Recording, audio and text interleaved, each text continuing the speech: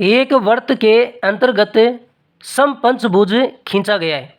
हमने एक वर्त बनाया और इस वर्त के अंदर समपंचभुज बना दिया। पंचभुज का मतलब है उसकी 5 भुजाएं हैं और समपंचभुज का मतलब है उसकी भुजाएं समान है। इसकी सभी भुजाएं क्या है? बराबर है। और हम जानते हैं वर्त का केंद्र यहां पर O होता है।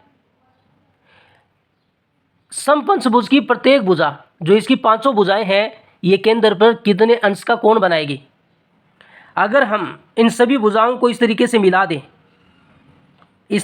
मिला दें, और एक कोण को हम मान लेते हैं कि इस जीवा द्वारा या ए बी जीवा द्वारा जो केंद्र पर कोण बनेगा उसको हम x डिग्री मान लेते हैं।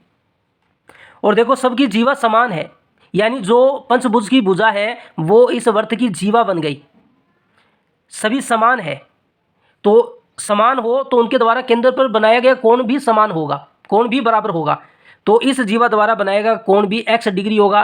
इसके द्वारा बनाया गया CD द्वारा बनाया गया ये भी x डिग्री होगा, और DE द्वारा बनाया गया x डिग्री होगा, और EA द्वारा बनाया गया x डिग्री होगा। क्योंकि ये जो जीवा है, जो ये लंबाई है, समपंचभुज की जो भुजा है ये बराबर है, तो ये वर्त की जीवा है, वर्त की जीवा बराबर है, तो उनके द्वारा केंद्र पर बनाया गया कोण भी बराबर होगा। और इस वर्त के केंद्र पर ये टोटल कोण कितना होता है? ये पूरा एक राउंड कितना होता है? कितने डिग्री का होता है? 360 डिग्री का। अगर हम इन पांचों को जोड़ दें 5x डिग्री होगा और इसका पूरा मान 360 डिग्री के बराबर होगा।